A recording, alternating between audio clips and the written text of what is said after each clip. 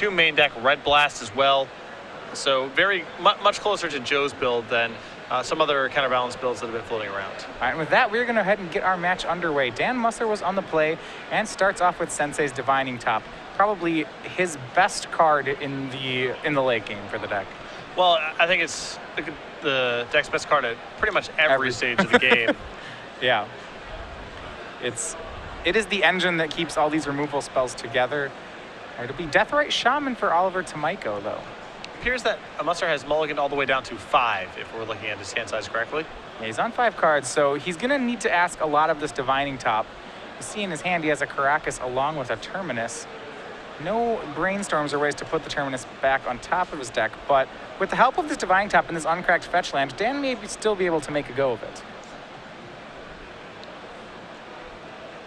It will be challenging again. Most of the time that the Blue-White-Red Miracles deck mulligans a bunch and is able to still win the game involves establishing the counterbalance lock, and that's just going to be really hard against a deck featuring 4 copies of Abrupt Decay. Yeah, Oliver, as a result of being on the draw and the mulligan up 3 cards, he's going to try to press that advantage. You see, with a Brainstorm into fetch land, drawing cards like Ancestral Visions to go with this Deathrite. He may just be able to get out card Dan Musser here. You see, suspending it on 4. And continuing to develop his board, he will make 2 Ancestral Visions. Well, clock is ticking. 4 turns down the road, Tomajko will get an entire new hand as he'll get to draw 7 cards that turn. Now, hypothetically, Dan can stop this by getting counterbalance into play. That will be challenging, but he does have a plan other than win before these Ancestrals come off, which is going to be hard to do in any event. Yeah, so he spun top there and drew a Brainstorm for the turn. That one's pretty great, considering he has 2 Terminus in hand and an uncracked fetch land. So with no business right now, Dan does have a lot of flexibility. And I think if Tomajko was trying to aggro him, these Terminus would be great. Right now, these Ancestral Visions look to be a pretty solid plan, though. No real rush for Oliver to do very much else here. I mean, if he can advance his board and get some more pressure to play, I'm sure he will. But he does have a lot of time here because Dan's not pressuring him, and Oliver has a lot of inevitability with these Ancestrals coming off in a few turns. Yeah, and actually, rather than going after Dan with creatures, Oliver continues to push more card advantage. This time it's Liliana of the Veil, and she's going to start ticking up, taking Dan's already sparse hand and ridding it of even more cards. It's going to Brainstorm in response. That will probably get its way through. Or maybe not. Oliver's going to respond to Brainstorm with his own Brainstorm. So he's a Brainstorm, a Shardless Agent, and a 4th land. He may... Now with the Shardless Agent, there's an ability there to set up a Cascade. There's a lot of engineering that Oliver gets to do from the spot, both in terms of what he wants to discard to the Liliana, assuming that he pluses it, how he wants to set up the Shardless Agent, what he wants to protect out of his hand. You see there in hand, he does have an Abrupt Decay. You mentioned one of the ways Dan can compete with these Ancestral Visions is to get counterbalance in play right before they come off suspend, but Oliver ready with an answer. So he's done resolving his Brainstorm. Dan's going to resolve his. You see a Red Blast and a Force of Will drawn.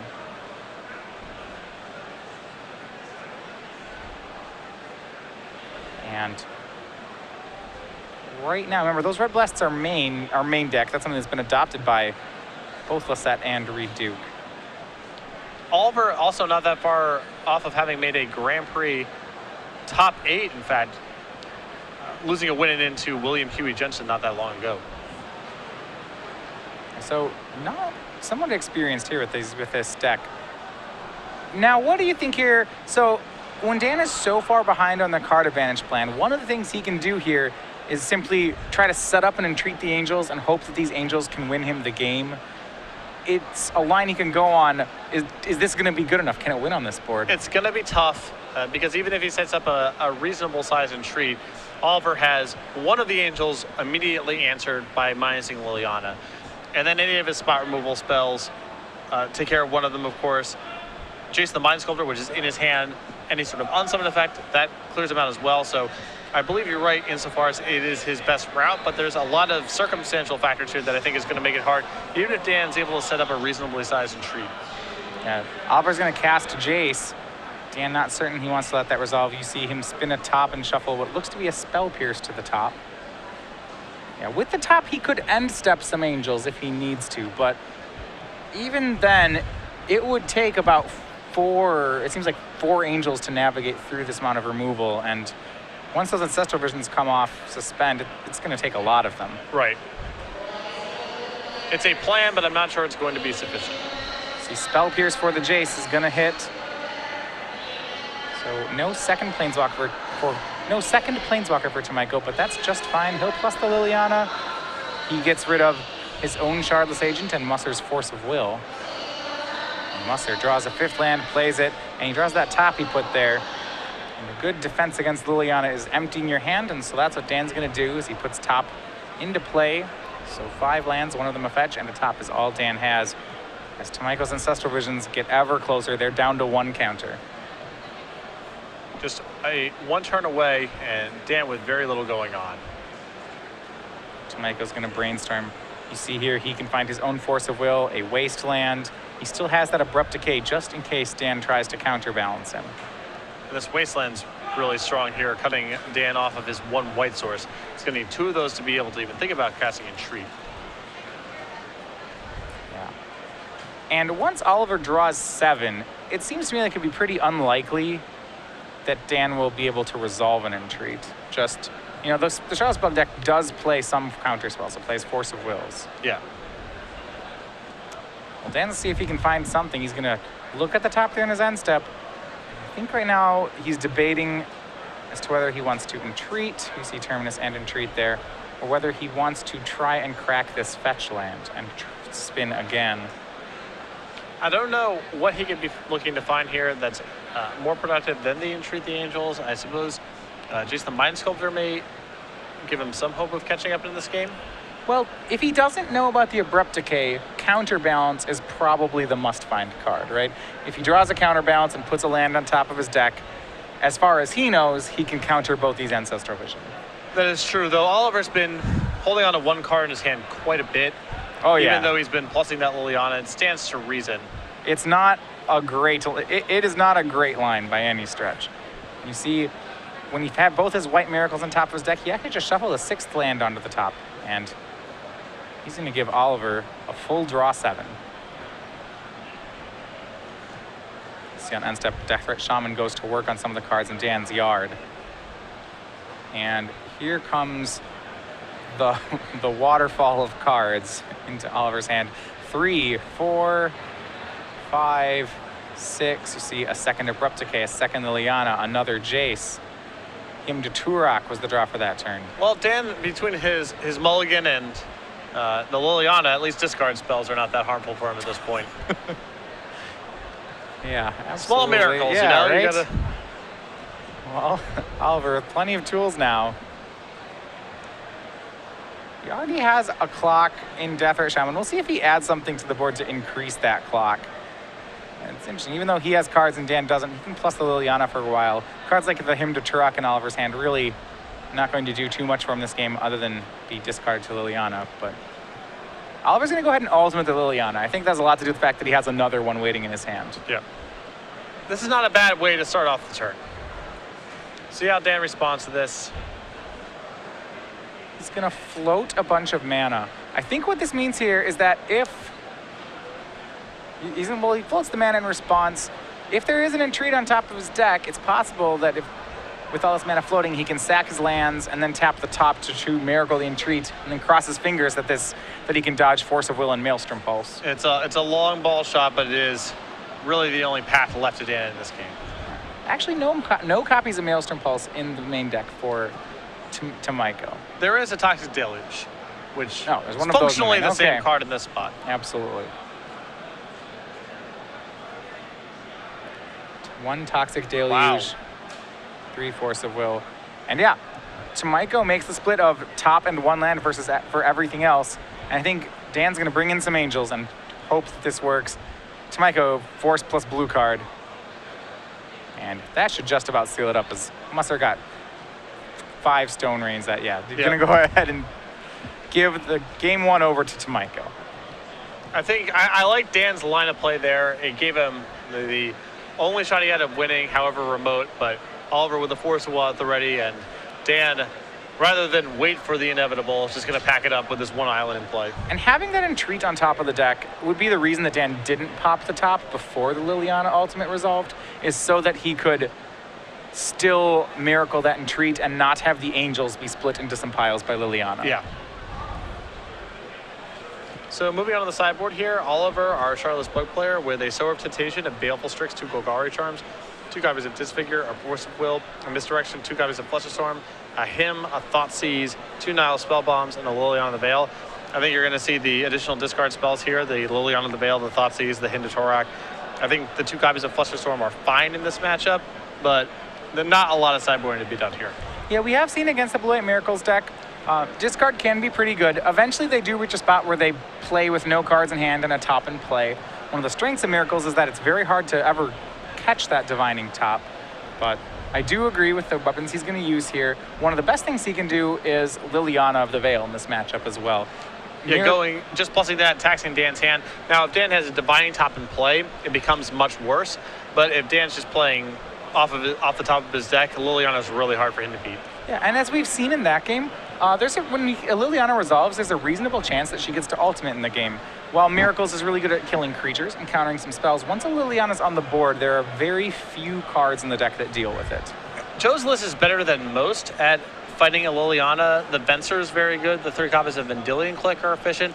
Even the Snapcaster Mage does some work as well, but it's still a powerful threat. Yeah, he does play 5 flash creatures. You're absolutely right. And those do give him some odds against the Liliana. Even then, it's a little tenuous because, well, Venser's great at bouncing Liliana, but some of these other guys might run into cards that are blockers. Oliver does have enough creatures in the deck that he can't really board all of them out. So there do get to be things that just kind of sit around and make Dan's life difficult. Yeah. All right. But on Dan's sideboard, I'm going to go ahead and look at this. We see starting with 2 copies of Rest in Peace. Charlotte's Bug is a deck with Tarmogoyf and Deathrite Shaman. Have to imagine those will come in. Other things we've seen, there are no Blood Moons in this sideboard like we'd seen in Reed Duke's runner-up invitational deck. But he does have another copy of Venser Shaper Savant. You said that you liked that in this matchup. So I would think if one's good, the second one is also pretty good. It's just generally good in games that are going to go on for a long time. It's versatile, it's pretty powerful, it's efficient at fighting Planeswalkers in multiple respects. I think a second Venser is pretty good for here. Yeah. Other than that, there are a couple other things I'd want to look at. There's a one of Council's Judgment. That gives him a way to answer resolved Planeswalkers. I think he would like that. How do you feel about a 3rd copy of Entreat the Angels? I like it a lot in this matchup. I think it's Dan's most powerful card in his deck in this matchup, with the exception of Sensei's Divining Top. All right, 2 other ones that might come in. He has just some extra counters. He has another counter spell, the actual card counter spell. And the last one, and this is one I'm not sure he'll use, he does play Red Elemental Blast in his sideboard. And while that's good in control mirrors, Charlotte's Bug doesn't have that many blue spells. But one of the big ones is Ancestral Visions. And even fighting over some of the cantrips, I think, is good too. Chase the Mind Sculptor as well. There aren't that many blue cards in Oliver's deck, but they are high impact. Now, would you want to try to play Misdirection just because of Ancestral Visions? Yes. I don't know if it's right, but you're asking if I want to. Do I want to? Yes. Oh, of course. All right, Dan is on the play here. This time he has a full grip. He starts on 2 basic islands. 2 Wasteland is the general number in Charlotte's Bug. Oliver does have 2. And we'll see here as Dan runs out Counterbalance on turn 2. A little surprised to see this in game 2? A little bit. Dan's got a lot of reasonable cards in the sideboard to bring in this matchup. The Blast, the Rest in Peace, the Extra Entreat. He can play kind of a normal Magic game. And Counterbalance is really hoping that Oliver doesn't find an Abrupt Decay. And in a protracted game, it's probably going to go on long enough where he can find something. It seems like the risk-reward ratio is not great here for Counterbalance. Oliver's already picked up an Abrupt Decay. Yeah. This is in response to the Counterbalance, in case wondering why there is no flip for Dan. Oliver's going to Brainstorm and put 2 back. And now Counterbalance resolves. And we'll see, yeah, I imagine Oliver will just knock this thing off right away. It turns on Abrupt Decay, right? Because there isn't always actually a target for Abrupt Decay. There's the Rest in Peace if Dan has brought it in. There's Entreat the Angels. In Dan's list, there's Vendilion Click and I guess Snapcaster Mage as well. So he's got some targets, but not a lot. You see here just another a land go by Musser. He passes the turn, and Tomajko makes a move on his end step. Now, Would expect an abrupt decay. this is a subtle thing here, but I believe that if Oliver wanted to do this, he should have at least sacrificed the fetch land on Dan's turn. If Dan had Vendilion Click there. This could be a mess. Exactly. Remember, fetch lands do turn into whatever land you want, but they do use the stack to do it. And I feel like now that we have fetch lands back in Standard, that's going to be a trick that people may have to relearn, is that when your opponent fetches in a counter war to go for that mana, you can play an instant with the fetch land on the stack and sometimes catch them down a land. For sure. Now, this was another very small thing. Dan, even though Abrupt Decay is uncounterable, resolved the counterbalance trigger because he has a fetch land in play. He wanted to know what the top card of his deck is, to know whether or not he wants to draw it or shuffle away with the flooded strand he has. Heads up play here. Tomajko on his own turn is going to go for Liliana of the Veil. See if it resolves. It does look like Dan has Jace in his hand. So, as we've seen before, in a Jace versus Liliana fight, the blue Planeswalker tends to be on the right side of it. Now, when both players have a Jace in play, that's when things get really interesting. And Oliver getting rid of a Jace. Yeah, I believe he has the second one. But even then, 2 Jaces is never a terrible thing. It's not a bad insurance policy. Best part about brainstorming with Jace into Jace is it means that if they kill your Jace, you have a Jace. And 2 other cards. And 2 other And the some 2 other cards. Dan staying on the all basics plan here. He decides to fetch with Flood Strand, getting rid of that card that he'd seen. And draws a copy of Vendilion Click. So he has a way to threaten Liliana in addition to that 4th land for his Jace, a second basic plains. And there we see land 4. And no Planeswalker for Musser. It looks like it's going to be the Vendilion Click. And Tomajko drawing for the turn. It is Ancestral Visions. He's going to go for more card advantage. It's going to be Shardless Agent. And this seems just pretty powerful out of the Shardless Bug deck that Dan gets to top deck, or that Oliver just gets to tap out for things, and usually they are 2-for-1s. This time it was not, as Abrupt Decay was the Cascade. Yeah, he gets to be aggressive, but not lose that much, card economy in the event that Dan finds a Terminus or something. Right, well, it's like normally when a player in a control deck taps out, then the other player will tap out back for something really good. But it just seems like here, if so Oliver's tapping out, right? If Dan taps out for something back, that seems like a fight that Oliver's more than happy to get into. If who can tap out for better stuff. Yeah. Like, all of Oliver's cards are just straight 2-for-1s. And Oliver fetches for the 4th land after discarding Tarmogoyf. He's going to suspend Ancestral Visions. And here comes the end step, Vendilion Click. It will target Tomajko, and it will get rid of that other Jace the Mind Sculptor. Again, seems like a fine card to be going after here. We'll see. The V-Click this turn can put Liliana down to 2. She'll be able to kill the V-Click back, but it'll end up being a trade. Dan, however, looking for a lot more. It's going to be Jace the Mind Sculptor of his own. This one gets to resolve, and it's Brainstorms right off the bat. So now this is an interesting spot for Dan to be in. Are you going to threaten Oliver's Planeswalker, knowing that it allows a free attack for Oliver on the way back to hold back on defense, knowing that Oliver just has the option of minusing the Liliana and getting your Vendilion Click off the table? Yeah, well, so you can't leave it back as a blocker that way. Yeah, I'll go ahead and put Liliana down to 2. The Jace is going to go down to 1 here, but 1 is not 0 for the Mind Sculptor. And we'll see where Tomajko wants to go from here. Looks like he has a Thoughtseize in hand as well as another land. Thoughtseize is going to lead it out. He's going to get to see Musser's hand.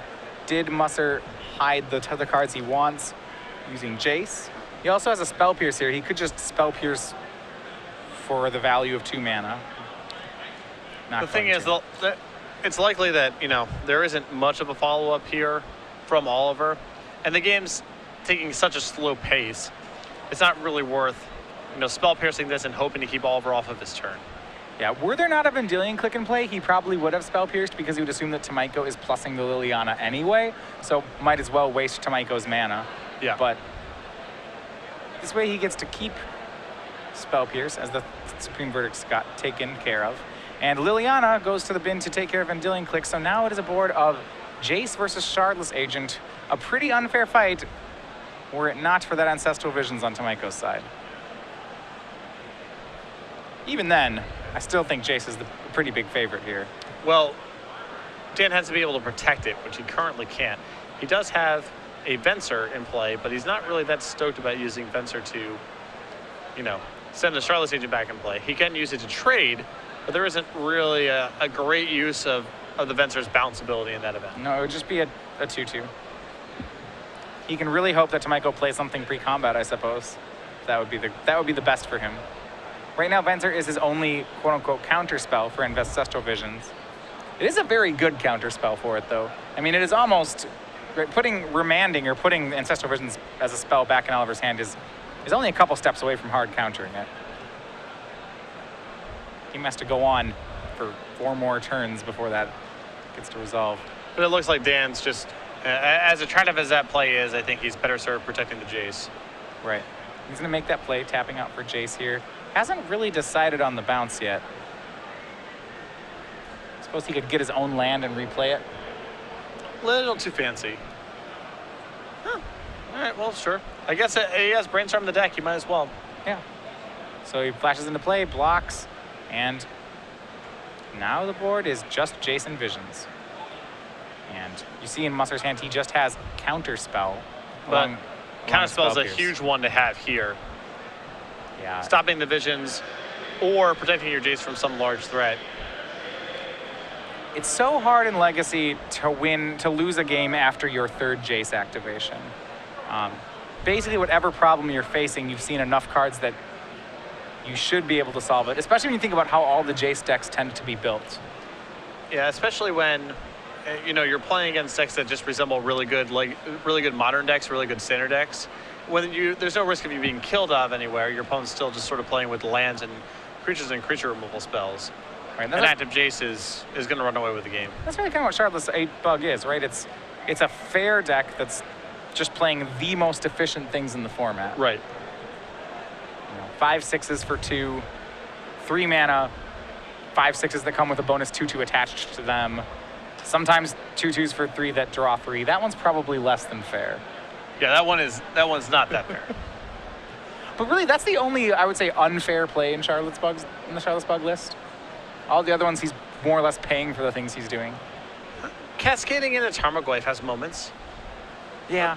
But it's not. It's still a vanilla creature cascading into another vanilla creature. Right. It can only be so broken. And Tarmogoyf was cast by Tomajko. That met the counter spell from Musser. Does he have another one for the Visions? We will see here. Well, he does have Counterbalance. I don't know if he has a 0 to set on top here. See, he puts Terminus and another one back on top. Right now he's resolving a Jace Brainstorm. Spell Pierce, Brainstorm, and Counterbalance are the remaining cards in his hand. Rest in Peace is one of the cards that he's putting back off Jace. And digging a little bit deeper with Brainstorm, wants to find that land, but he doesn't. Just finds a second copy of Terminus. So despite having that counterbalance, it looks like Ancestral Visions is going to get to resolve for Tomajko. Yeah, he was trying to lock it up, but could not find the land. So Oliver has some shot of clawing back into this, but he's still way behind. I mean, right, so in the 4 turns that it takes Ancestral Visions to come off suspend, Jace draws 4 additional cards, and they aren't even just straight cards like Ancestral Visions. They're 4 Brainstorms, so they're actually better than 4 cards. Yeah. So despite that, Oliver has this huge boost right now from this Visions coming off suspend. He's still down cards on Musser. Such is the power of Jace, unchecked in these kind of fair matchups. I mean, like I said, for 4 mana, the card doesn't read win the game, but it's pretty close. Like a Bloodbraid Elf. Yeah, like a Bloodbraid Elf to be that's still the weird one of the expensive cards that are played in Legacy. You know, you look at the company he keeps, and Bloodbraid Elf should be pretty happy to be in that club. Yeah, Jace, Sneak Attack. Right, Jace Sneak Attack. time spiral, things that cost 4+. Yeah. Like,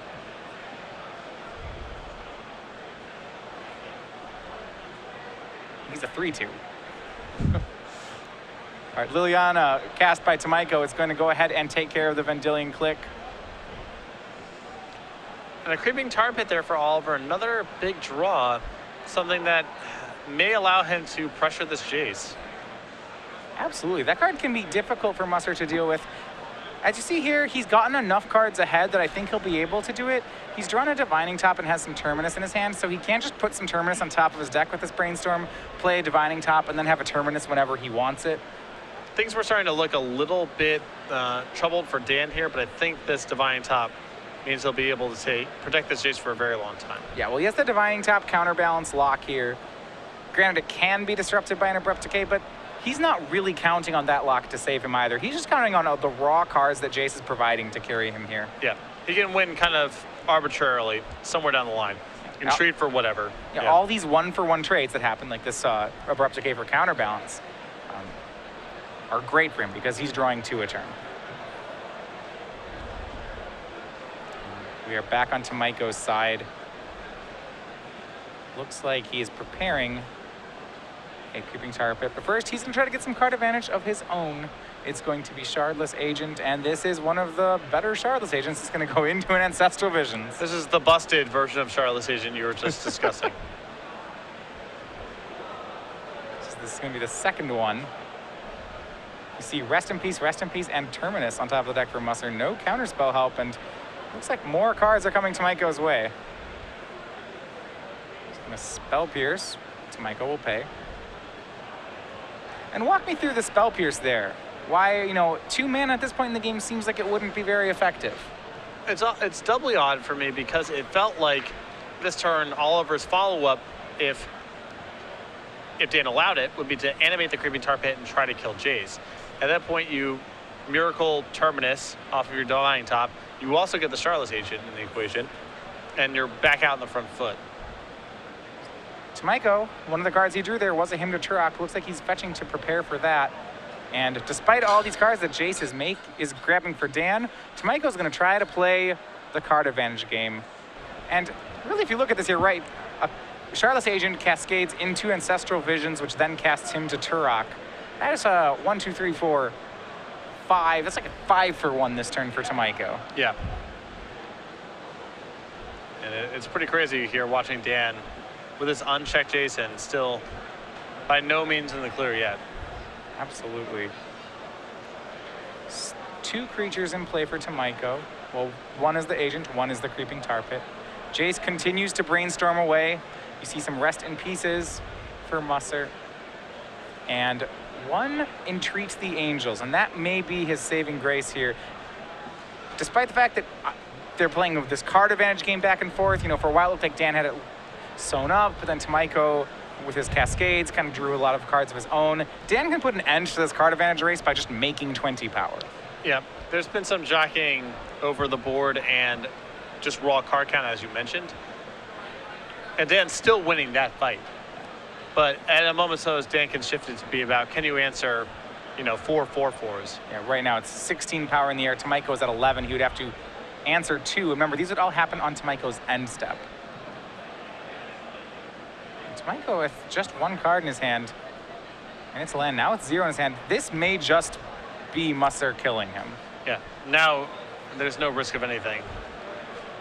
Dan can just entreat as he wants. I think he's going to just let this Jace... Does he want to just let this Jace go down? He can actually... He doesn't have to. He's going to spin the top, actually. There was entreat on top, but he's opting not. He's going to make Angels and just make 3 of them. Yeah, this is fine. He can afford to spin the top first. Well, if he made 3, couldn't Liliana post-combat... He already plus the Liliana? Yes. Okay, so there is no removal there. So game 2, back to Dan Musser. We are 1 apiece. These players at 7-1 here in our Legacy Open in Somerset, New Jersey. Because the number of players this tournament, this is very likely a match for top 8. These 2 players were near the top of the standings going into this round as is. I mean, I think these were, our 5th and 6th seed or something along those lines. So I have to imagine a win secures one of these players for an elimination round berth.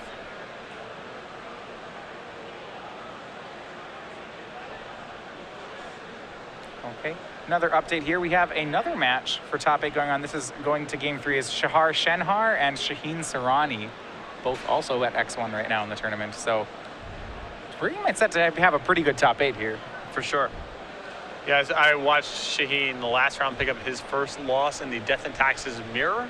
I can only imagine that Shaheen is battling with some sort of Esper Lingering Souls deck, as he so likes to Wait, he do. picked up his loss in the Death and Taxes mirror? Shaheen did, yes. So Shaheen's playing Death and Taxes. Shahar did. Okay, there we Shaheen go. is playing Esper. Excuse I was me, gonna be like, oh my Shahar. gosh, where are the blue cards? No. Pardon me. Yeah, Shaheen branching out. He's playing Esper. Playing some Lingering Souls. Probably the same deck from the Invitational. Probably changed 1 or 2 cards depending on where he got his losses.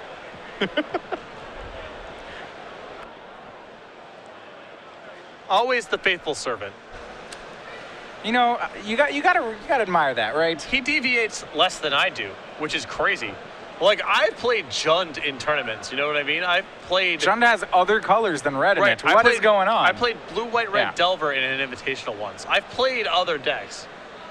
I played that Blurred Mongoose deck in an Invitational once. Do they always still have mountains in them, even though they have other colors? Yes? I want to say yes. No, I played Mono Black Beatdown in one Invitational. And that was in Standard. Yes. The Walking Corpse deck. That plays an awful lot like a red deck. Yeah. Okay. I did have 4 Mortapods in my deck, which is the red element. So not only do we just are we swarming the playing like rag deck wins, but we even have some burn to get there. In fairness, 4 Mortapods is at least 3 Mortapods too many. So I paid costs over the course of the tournaments for setting up my deck this way, but there was a burn element. You're telling me the second mortar pod's not a particularly strong draw? Well, the first one isn't even really. The second one definitely. There were matchups. There's like matchups where first mortar pod's pretty good. Yeah, you have your Grave Crawler, blah, blah, blah, blah, Yeah, blah. that's Fantasyland where that gets set up. Hey, I'd have gotten hurt by mortar pods. When I've played Birds of Paradise before, people have played turn 2 mortar pod and killed it, and I was very sad about how that happened. Yeah. I'm just saying, Shaheen just is as loyal as it gets. I don't know if I've seen him play something that wasn't Esper in any format. All right, we are underway for game 3 here between Oliver Tomajko and Dan Musser. Oliver back on the play with Shardless Bug. Now, naturally, I'm no control player, but I can appreciate the dedication to a craft. And it's going to be Ancestral Vision. Oliver digging into the card advantage game. You see here, Ancestral Vision turn 1, and what looks like him to Turok turn 2. Nothing like curving a 3-for-1 into a 2-for-1. The Shardless Bug deck in control-ish mirror matches can just become the raw card count deck. Yeah, it is. What it's doing there is not complicated. It is getting more cards than you in the mind rot divination sort of sense. Yeah, it's sort of Magic in its original form. I'm going to try to get my Disrupting Scepter into play and my Jam Day Tome to play. Find some tap counter them spells. both. Eventually I'll find a Sarah Angel, and that's going to kill you. Did they play Disrupting and Jam Day Tome? Oh, yeah. Gotta do Oh, something with man. those mana drains. That was my first deck, my first serious deck. You have to appreciate the elegance of that kind of strategy, right? Yes. This card says draw another card. This other card makes you discard one, and this last card counters anything. If I do all of these enough, you will have none, and I will have some. Right, it doesn't matter what you're drawing. All right, him to Turok takes 2 lands out of Dan's hand. Dan just plays a fetch land and passes back. His hand is going to be under attack a lot. You see a Thoughtseize hanging out in Tomajko's hand as well. And one saving grace for Dan here is he did get a Divining Top down on turn 1. That's the only thing that's going to give him some chance of weathering the storm of all of this discard. This is brutal what's happening to Dan right now. He got fairly fortunate there on that him only finding some lands, but his hand is fairly soft besides anyway. But at least he has a Divining Top to smooth out some of those draws. Yeah, you see his hand 2 more lands, a Terminus and a Venser Shaper Savant. Oliver's going to get 1 more of those. I imagine he's going to take the Venser. If he's just on the card advantage plan, Terminus doesn't do too much for a while. Venser is problematic for it just sort of, it's the more powerful card, it's castable, and it's really good against the Suspended Vision, so I have to imagine that's the card. If Dan left with land, and that Terminus, and you see Tomajko just, the raw numbers continue. Here comes another Ancestral Vision set to 4. All right, Dan, find something to do quickly. Right now, Oliver is +2, +3. When these divisions come off, he's already at +5 cards. I'm surprised that Oliver's sideboard doesn't have one of the low opportunity cost cards to answer Divine Top because it's so good against his strategy. You know, one Crozan Crypt, one Pithing Needle in the sideboard. You see these in Charlotte's Bug sideboards. Those are easy cards to sideboard anyway because they're good against a variety of opponents, but they are particularly good against the Divining Top. Yeah. As you see here, this matchup's pretty interesting because if you go late enough, it seems like Charlotte's Bug actually does get the advantage in who can grind harder. You know, blue-white, it has more card advantage for sure. Sometimes blue-white-red Miracles can make up for that in having counter top, but he has an answer to that. So basically, eventually, Musser has to make Angels because he just starts losing the card war. Yeah, when the game really settles into the grind, the Miracles deck has the best draw of them all, and that's Entreat the Angels. Both players have Jace, that's the second best draw, and then nearly, you know, draws 3 through X. It's all the Shardless Bug players. But Entreat is so powerful in the matchup that sometimes it doesn't matter. Well, in other news, the game plan here has been assembled. The third Ancestral Visions sets up a parade of cards. Dan, for the turn, he drew one of Misdirection. Oh, yeah. Now, I don't know if he has the blue card for it. He has a top, so surely he can find one if he wants. Deathrite goes to work on Musser's life total, but this could be a big turn here as Tomajko's going to move all the dice down and try for the first bonus 3. And here we go. This is going to happen.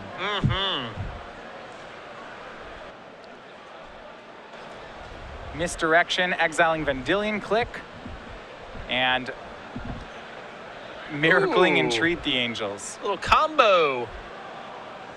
So these 3 draws happen at once. He has to reveal Entreat with the Miracle trigger on the stack. He's going to go ahead and find a white source and make 2 Angels. Nice turn, Dan. Not only did he steal the cards from Tomajko, but he's going to threaten to end the game before Tomajko gets any more of them. Now that is the one blowout in Dan's sideboard. There's only that one copy of Misdirection. But this may allow him to find other counterspells to fight over the Ancestrals that are looming down the line.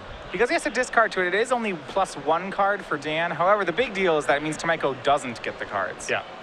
This is settling out to be a really long game, so can't allow Oliver to find 3 fresh ones. His last card used there for Oliver is an Abrupt Decay, so it's just 1 4/4. Oliver's at 16. He's going to take quite a lot of damage here. You'd say he could mitigate some of that with Deathrite Life Gain, but I don't believe there are creatures in the graveyards for him to eat, so he's going to take a full 4. And Jace, the Mind Sculptor now for Musser. And this is the card advantage wars here.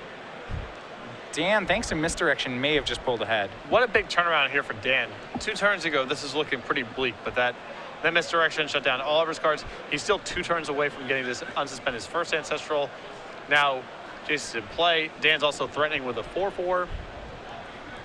Even when Oliver gets to resolve that Visions, you know, Jace will have drawn just as many cards. So Dan, first of all, Dan could find a counterspell, and that would just be backbreaking. But even if he doesn't, you know, it's a fair enough fight. Dan's done it. And a lot of this is about how good Divining Top is when your hand's getting attacked like this. If Dan just has, you know, Island Go on the first turn instead of Island Divining Top, the Thoughtseize, I don't know if he can withstand that storm, but he's been able to assemble his draws pretty nicely there, found the Misdirection on time. All right, I got a question for you. We know Oliver made a turn 1 Ancestral Visions, but if he had the Thoughtseize in his hand, would you pick turn 1 Thoughtseize over turn 1 Visions just because of Divining Top? Probably in this matchup. Okay. Just because Divining Top does so much once it's in play, and your only answer to it is Thoughtseizing it on turn 0. And you're also not in that big of a rush to resolve the Ancestral. The sooner the better, but it doesn't really matter to that much. Draw for Musser's turn is Terminus. Can brainstorm with Jace. He finds another Terminus, and a fetch land. Puts 2 Terminus back. Plays the fetch. A lot of weapons in his hand. He has a Spell Pierce.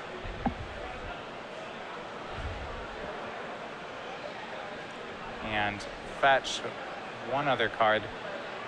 Doesn't have to do too much. There are a pair of death rates on Oliver's side. So actually, despite the fact that Dan's swinging for 4, Oliver is winning this race With an now. Ancestral about to come off.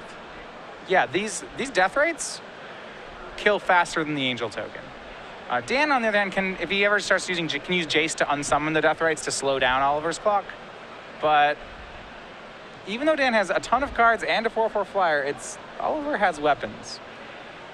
I don't know if there are enough spells in all the graveyards for Oliver just to go complete death rate shaman aggro. We see a few there, but not unlimited. If it's not now, then it will be down the line. I mean, the Ancestral's going to come off, and then Oliver will, one presumes, find more spells. Dan's going to have to cast stuff along the way. So it's hard to imagine that the number of spells in both players' graveyard is the bottleneck for these Deathrite Shamans, but it is possible. Yeah. Snapcaster Mage, one of the top 3 cards for Musser. Usually a great draw, but in the face of 2 Deathrite Shamans, it could be better. It's a shame, too, because just 1 man away from Snapcaster misdirection. I saw it, too. I was like, oh. But I was like, oh, he has death rates. That's not going to work. So nice. Sad. So nice. I'd like to do it twice. I mean, if you spent 2 visions, the first one got misdirected, and the second one got snap misdirected, it's like, I'm just packing it up then. Like, no, I would not let you draw 3 more cards. I would concede out of protest. I had a situation like that once in Standard. I was hit by a Night Veil Spectre. My opponent flipped a Sphinx's Revelation, and casually on the side of his board, he had two Temple of Deceit and then a Temple of Silence. And I was like, no, absolutely not. No, I concede. You don't get to do this to me. I'm the one who casts those. Oliver did get an Ancestral Vision Loss finally unmolested. Here go 3 cards for him. A wealth of spells in the graveyard. On the end step there, you said Oliver did eat the Venser Shaper Savant that was thought seized so long ago for 2 life. And now that he has drawn 3 cards, he's going to go to work on the grind again here. Him to Turok. Going at Dan's hand. Dan's going to try to hide the things he needs to hide. It's Brainstorm. I really just like the elegance of what Bug does in this matchup. But you know what I mean? It's just a raw numbers game. Yeah. My 1 card for your 2. Miracle's trying to shuck and jive a little bit. Yeah, it's like, oh, I'm going to put stuff on top. I'm going to crack some lands. I'm going to get some card selection. And Oliver's just like, no. 2, 1. Yeah. 7 minus 2. Right. All right. That's 5. Now 5 minus 2, that's 3. Now you're down to 3 cards. I have 5. You have 3. I am winning. Yeah. It's Magic in its idealized form. You just count up who drew more cards and you declare a winner. Yeah. It's I mean, drawing more cards than your opponent really feels like winning. It's not that far off. See here, him to Turok took a Spell Pierce and a land. And some Death Rites. Gonna swing on in at Jace. Now, here's an opportunity for Dan. He was gonna just take it down, but hold on. Snapcaster may be more useful now than he has ever been. This is good for a variety of reasons. He does get to flash back a Brainstorm here, which looked like that wouldn't happen in the face of the Deathrite Shamans. He also gets to block one of the Deathrite Shamans as well. Oliver had Abrupt Decay up there, but opted not to do it. 2 attacks from Death Rates attack from both Death Rates may have been 1 attack too many. I'm not positive. That Dan gets to Brainstorm here is pretty nice. Yeah, and getting one of these Death Rates off the table, he has a lot of control over the damage race. I think the Abrupt Decay, Oliver's committed to finishing off this Angel with it, which is fine, but that attack there went pretty poorly for him. Yeah, remember, Oliver just has to grind, right? Because he has another Visions coming off suspend next turn. So he's going to wear Dan out of cards, and we saw that before, right? As they go long enough, Oliver does win the card war. Yeah. But there is the danger that as Dan continues to find more things here, that he'll just make us an army of angels. Oliver can outgrind, but he also needs to win the game quickly because there's always that time bomb looming, especially when Dan has Divine Top plus Jace. He has so many looks at things, and he can engineer these draws as much as he would like. Remaining cards in Dan's hand are Caracas, Arid Mesa, and looks like Spell Pierce. Main phase, Jace is going to find a Terminus and a Caracas and put the Caracas back on top. He found a Vendilion Click here as well. Makes the Arid Mesa. And he will pass back, and here comes some more cards. Ancestral Visions for Tomajko. Draws 1, draws 2, draws 3. It looked like it was 2 lands. One of them was a Wasteland. Draw for turn was a Shardless Agent, so there's another 2. 2 cards. Looks like another Deathrite Shaman. Though I don't know if Oliver's really going to be able to contest this Jace. He might have to try to win the game through it rather than kill it, because Dan's defenses are pretty well set up. He's floating a Terminus. He can blow up Oliver's board at a moment's notice. He also has a Vendilion Click, so if Oliver sends in a single attacker, he can take care of it that way. And here comes some more card advantage. Shardless Agent into Tarmogoyf gives Oliver an army here. It's going to force Dan to use one of those Terminus. And now he's going to go at Dan's lands. So it's Volcanic Island is the first one taken out by Wasteland. And what are your thoughts? Volcanic Island versus Caracas? At this point, it feels like there's nothing Dan's really going to do for double red, and the Caracas is threatening because of Vendilion Click and potentially Venser over on Dan's side of the team. Right, Tomajko going to go back to the card. It looks like to the card advantage wheelhouse here. Got another Ancestral Visions in his hand. He draws that one off an Ancestral Visions, so. I believe that is number 4. That is the last one. Now, granted, one of them went to Dan, so Oliver he's not going to draw 12 extra cards, but. And there you have it, Ancestral Visions on 4, polluted Delta, and a pass back. Seems like Oliver's running out of cards here. Yes, he is. Terminus is miracled. Tomajko's going to get something out of the yard first. It's going to be Spell Pierce. Dan goes down to 12. Actually, it is Misdirection. He doesn't want that last Visions to get misdirected. Yeah. A Snapcaster misdirection here would be a pretty painful way for this game to end. Still see that Vendilion Click in Dan's hand as Jace goes brainstorming yet again.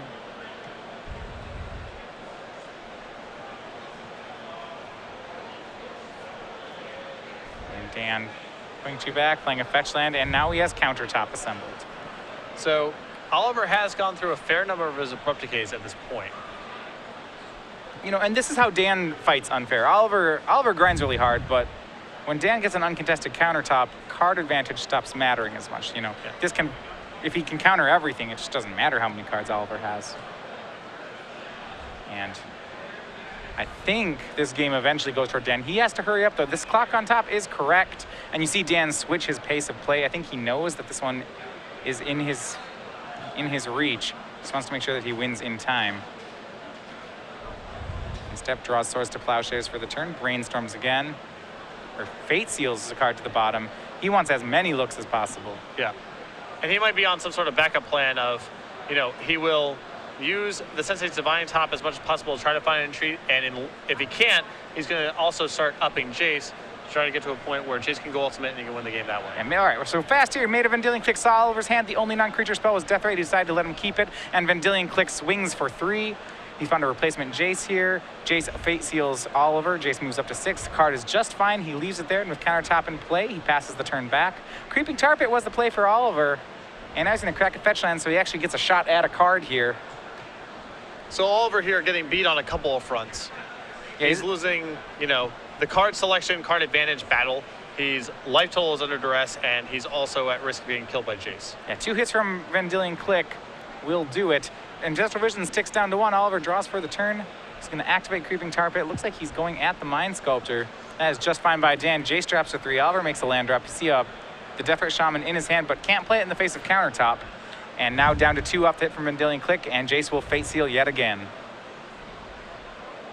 And he doesn't know whether to put on top or bottom. There's a fetch land in play, so it may not matter. Puts the card on the bottom, and he's going to go ahead and spin top, sees Venser and Terminus, immediately puts the Venser to the top, figures that'll be good against any top deck that Oliver draws. And we are back. Oliver gets Ancestral Visions, and Dan will have none of that. Pops the top to draw the Venser he put on. top of the deck and shoots the visions back into Oliver's hand. He's down to 1 draw. Will it work? It is Brainstorm. He gets some redraws. Well, the top's currently on top, so that the Brainstorm doesn't work here either. Right. All right, top. There we go. Counterbalance is on 1. Okay. Wow. Oliver casts it. So there you have 15 seconds left in the round. Dan Musser 2-1 defeats Oliver Tomajko, presumably moving him into the top 8 of this tournament. Quite the sweat there, both playing the games and finishing the round in time. Dan barely able to get it done, and I think we have our first confirmed member of the elimination rounds. Yeah, signed there. Great tournament for Oliver Tomajko. Once again, knocking on the door to a really good finish here, making it to the bubble round of another legacy tournament. 13 years old. This is someone you're going to be looking out for over the next couple of years. A Yu-Gi-Oh! World champion, nearly a top 8 at a Grand Prix within the last year.